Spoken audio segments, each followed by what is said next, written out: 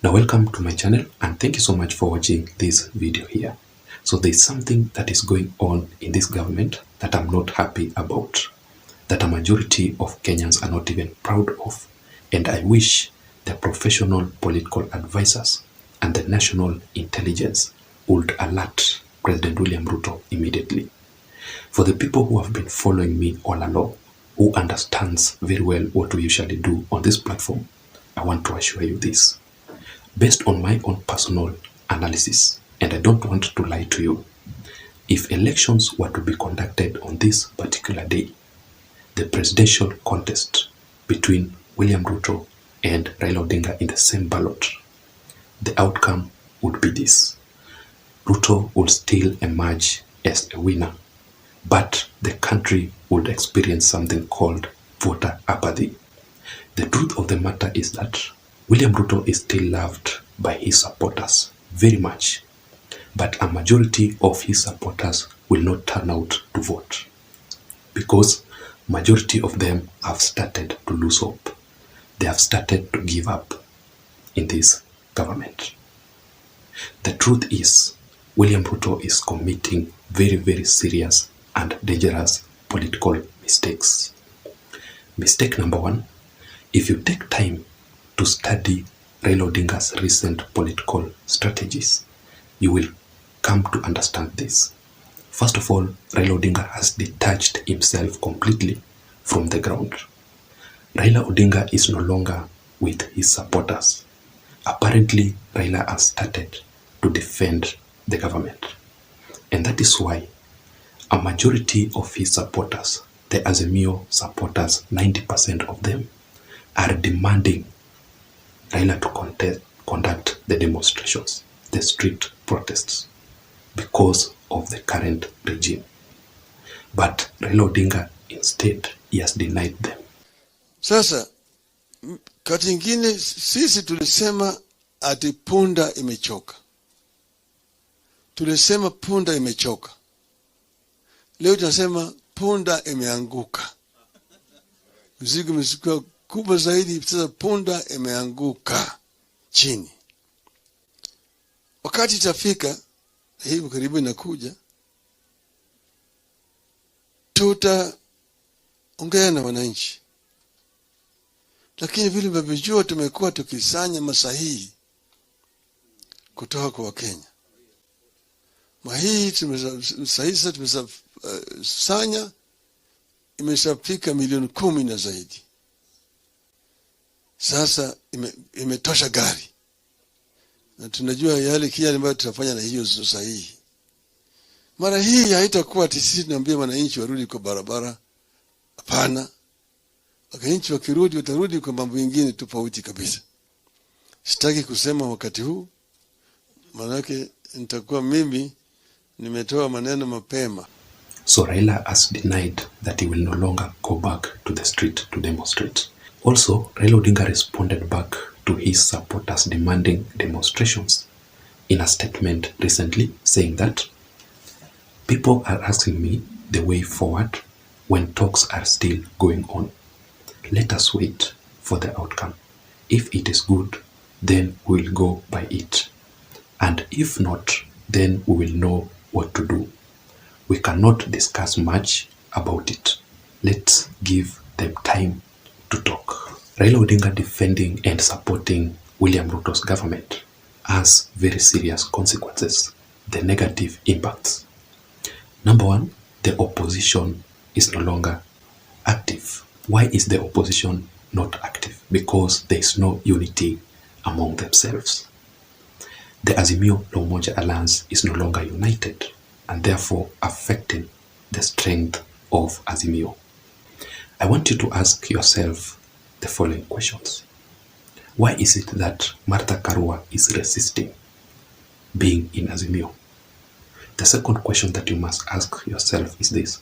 Why is it that the Mount Kenya region leaders from Azimio, led by Martha Karua, are fronting a new political outfit? The reason is that Raila Odinga is defending the government, and that is actually a threat to Martha Karua. Martha Karua does not want that to happen because she understands very well if Raila Odinga and Kalonzo Musyoka will make their way to the government, she will be left out. The only political strategy that makes Martha Karua not to retire from politics, because she does not have any impact on the current political affairs, is to remain in Azimio and to stay input on Raila Odinga's side. In my considered opinion, I think William Ruto should have just remained very strict on Raila Odinga. Raila is not someone to entertain in your politics. Raila is very sharp and takes advantage of everything. Uhuru Kenyatta tried to entertain Raila Odinga. You saw what happened. So the same issue is currently going on, and there's something that is cooking. When you see Raila Odinga opposing demonstrations, when you see Raila Odinga defending the current regime and all those issues, there's something going on. And William Ruto must be very careful about it. The second mistake that William Ruto is currently committing is the bipartisan dialogue meeting between Azimio and the Kenya Kwanza Alliance. I want to assure you, my supporters, that this bipartisan dialogue meeting is not the way you see it. This is something very, very deep. And Raila Odinga is currently taking advantage of the bipartisan dialogue meeting. And since the beginning, I've always opposed the bipartisan talks. There are some BBI issues that have started to emerge, and majority of William Ruto supporters, in fact 100% of them, don't want anything to do with the BBI issues. The reason as to why I'm saying that the BBI issues are being discussed there, first of all, President William Ruto has always proposed the creation of the office of the opposition leader. That particular issue was also there in the BBI initiative. Why would William Ruto create that particular position? Yet, William Ruto was very clear previously that he does not want anything to do with creation of positions in his government. The court decision reaffirms that Kenya is a country governed by the rule of law, not the rule of men, where the constitution and the sovereignty of the people are supreme and not the political elite. We must figure out a way of enhancing productivity and competitiveness while creating millions of job opportunities as a matter of urgent priority. You know, BBI was proposing the creation of the Prime Minister, the Deputy Prime Minister, and the rest of the issues that were being discussed to create a position for themselves as leaders. So I don't think if creation of the opposition, office of the opposition leader, will serve the current situation in the country. That is the first mistake. The second issue that is coming out in this BBI is the proposal of additional counties. I heard something talk about that issue. I think it was Kalonzo Musyoka proposing that there must be the creation of extra counties in Teso, in Pokot, in Elgon, and in Kuria. And I want to let you know that the creation of extra counties is the only duty of the IEBC. And that is why the BBI was declared null and void at the Court of Kenya, because the issues that were being proposed there were very much illegal. The second issue that is emerging is the presidential term limit. You heard Cherargei talk about that issue. The Kenya presidential election is always highly profile as a result of it being conducted within a short period of time, thus making it a do or die adventure. The continuous campaign mood in the country has been occasioned by the perception that elections are held within the short period of 5 years. In any election period, we lose a whole year in campaigns, and another year is lost immediately after election because of the litigations in the Supreme Court, and thereafter transition period of new government settling down in the formation of new government, such as cabinet vetting by parliament and appointment of the same, including senior government officials.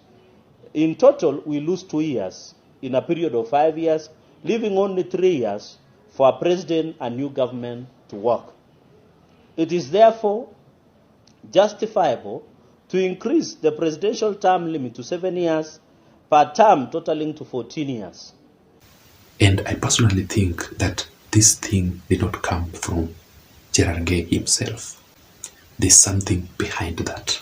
Maybe Cherargei was testing the waters to see how Kenyans will react on that particular issue.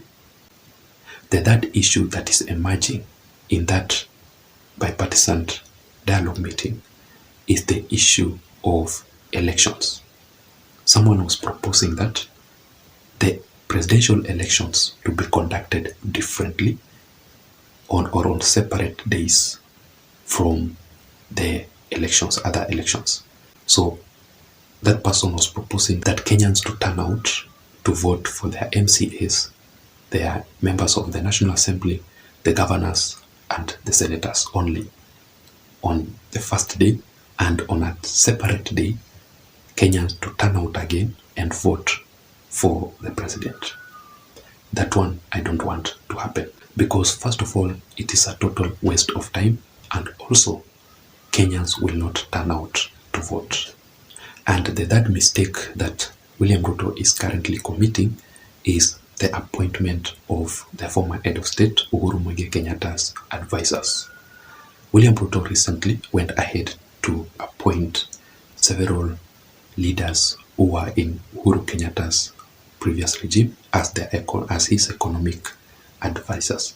First of all, there's this person called Adan Mohammed and Phyllis Kadie. Why did William Ruto go to that extent? That simply explains that the level of incompetency on his current economic advisors. You saw recently what David D posted about the current situation, about the current economy, that led to Rigathi Gachagua responding back to David D and Moses Kuria.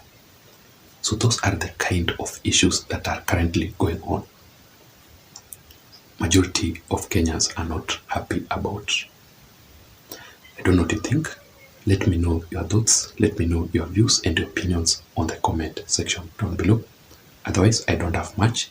Please don't forget to subscribe to my channel. Until next time, my name is Jason. Bye-bye.